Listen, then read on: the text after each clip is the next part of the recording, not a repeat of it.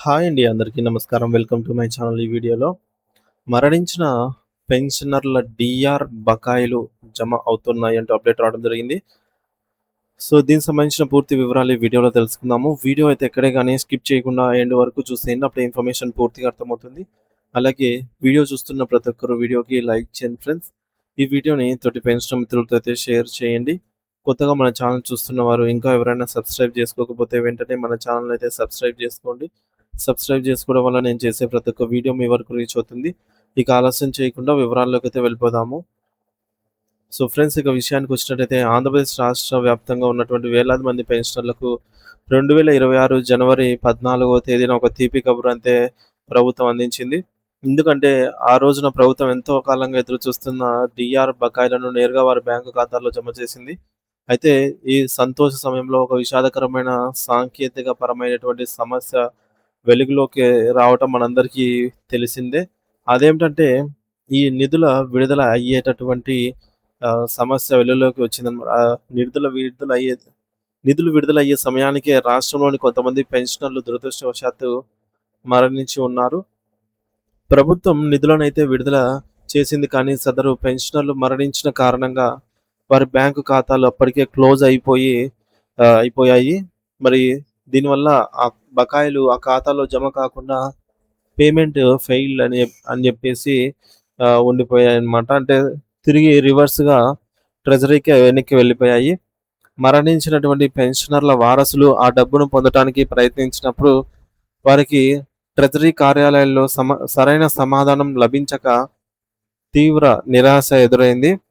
మరి బ్యాంకు ఖాతా క్లోజ్ అయినందున నిధులను వారసుల ఖాతాలకు ఎలా బదిలీ చేయాలో తెలియక క్షేత్రస్థాయిలో ట్రెజరీ అధికారులు కూడా అయోమయానికి గురయ్యారు.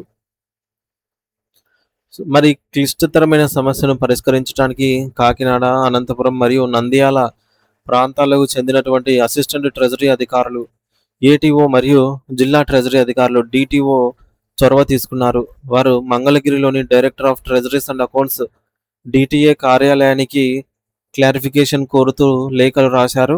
ఈ సమస్య కేవలం 1-2 జిల్లాలకే పరిమితం కాదని, రాష్ట్ర వ్యాప్తంగా వందలాది కుటుంబాలు ఇదే ఇబ్బందిని ఎదుర్కొంటున్నాయని వారు వివరించారు.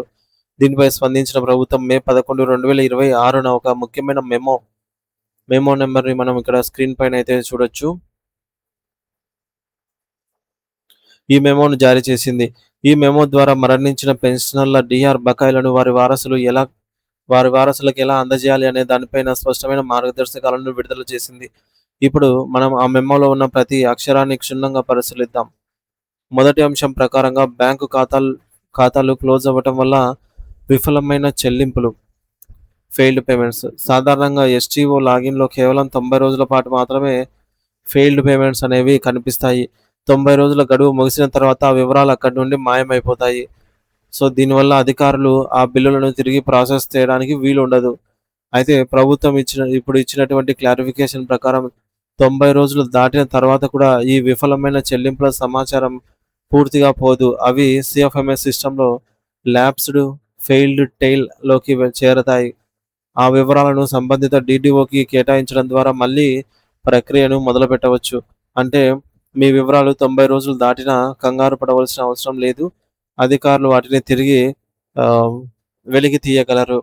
రెండవ అతి ముఖ్యమైన విషయం ఏమిటంటే, మరణించిన పెన్షనర్ల డబ్బులు ఆటోమేటిక్‌గా వారి వారసుల ఖాతాల్లోకి ఎందుకు జమ కాదు అన్నదానికి ప్రభుత్వం వివరణ ఇచ్చింది. భవిష్యత్తులో ఎటువంటి చట్టపరమైన చిక్కులు రాకుండా ఉండాలనే ఉద్దేశ్యంతో వారసులకు ఈ డబ్బులను డైరెక్ట్‌గా పంపటం సాధ్యపడదు. ఒక పెన్షనర్ చనిపోయినప్పుడు ఆ డబ్బుపై హక్కు ఎవరికి ఉంది అని నిర్ధారించడానికి లైఫ్ టైమ్ అరియర్స్ ఎల్‌టిఏ నిబంధన పాటించాల్సి ఉంటుంది. వారసులు తగిన ఆధారాలు సమర్పించి తమ అర్హతను నిరూపించుకున్న తర్వాతే ఆ నిధులు వారి ఖాతాలకనేది బదిలీ చేయబడతాయి. అందుకే వారసులు స్వయంగా కార్యాలయానికి వెళ్లి దరఖాస్తు చేసుకోవడం అనేది తప్పనిసరి అయిపోయింది. మరి మూడవ అంశం ప్రకారం డీఆర్ బకాయిల చెల్లింపుల అవసరాలు, బకాయిల బిల్లులు అసలు రూపొందించబడ్డాయా లేదా అనే సమాచారం తెలుసుకోవడానికి అధికారులు బెనిఫిషియరీ అకౌంట్ స్టేట్మెంట్ BIS చూడాల్సి ఉంటుంది. ప్రస్తుతం ఈ సదుపాయం డీడీఓ మరియు డీటీఓ స్థాయిల్లో అందుబాటులో ఉంది. దీని ద్వారా అధికారులు తమ పరిధిలోని పెన్షనర్ల పేమెంట్ స్టేటస్‌ను సులభంగా వీక్షించవచ్చు. కాకినాడ డీటీఓ గారు ఈ మెమో ఆధారంగా మే 12న ప్రత్యేక ఎండార్స్‌మెంట్ జారీ చేస్తూ జిల్లాల్లోని ట్రెజరీ అధికారులందరూ మరణించిన పెన్షనర్ల వారసులకు విషయంలో అత్యంత ఖచ్చితత్వంతో వ్యవహరించాలని మరియు వారికి రావాల్సిన బకాయిలను సత్వరమే అందేలా చూడాలని ఆదేశించారు. కాబట్టి మరణించిన పెన్షనర్ల వారసులు ఇప్పుడు చేయవలసిన పనేమిటంటే, మీరు ఎక్కడా కంగారు పడకుండా మీ పరిధిలోని ఎస్‌టీఓ కార్యాలయాన్ని సంప్రదించాలి. పెన్షనర్ చనిపోయినప్పుడు వారి పెన్షన్‌ను ఏ విధంగా అయితే క్లోజ్ చేసి ఫ్యామిలీ పెన్షన్‌గా మారుస్తారో, లేదా లైఫ్ టైమ్ అరియర్స్ ఎలా సెటిల్ చేస్తారో అదే పద్ధతిలో ఆగిపోయిన డీఆర్ బకాయిలను కూడా సెటిల్ చేయమని అధికారులను కోరాలి. దీనికోసం మీరొక దరఖాస్తును సమర్పిస్తూ చనిపోయినటువంటి పెన్షనర్ యొక్క పీపీఓ కాపీ, డెత్ సర్టిఫికేట్ మరియు వారసుల బ్యాంకు వివరాలను అందజేయాలి. ప్రభుత్వం నిధుల విడుదల చేసింది కాబట్టి అవి ఎక్కడికి పోవు. అధికారులు ఈ యొక్క మెమోను అనుసరించి ఆ నిధులను మీ ఖాతాలకు బదిలీ చేస్తారు. సో, ఈ విధంగా అయితే ఉంది ప్రాసెసు. ఇకపోతే మొత్తంగా చూస్తే 2024 జనవరి సారీ ఫ్రెండ్స్ 2026 జనవరి 14వ తేదీన విడుదలైనటువంటి డీఆర్ బకాయిలు ఖాతాలు క్లోజ్ అవ్వటం వల్ల అంటే సదరు సర్వీస్ పెన్షనర్ ఖాతా క్లోజ్ అయిపోయి ఉండటం వల్ల అవి వారసులకైతే అందజేయబడతాయనేది 100% వాస్తవము. మరి విఫలమైన పేమెంట్స్ వివరాలు 90 రోజుల తర్వాత ల్యాబ్స్ ఫెయిల్డ్ టెయిల్‌లో కనిపిస్తాయి.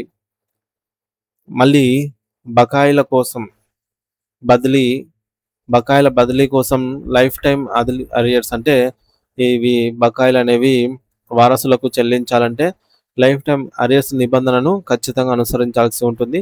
సదరు వారసులు ఎవరైతే ఉంటారో వారు ఈ యొక్క సర్వీస్ పెన్షనర్‌తో రిలేషన్‌ని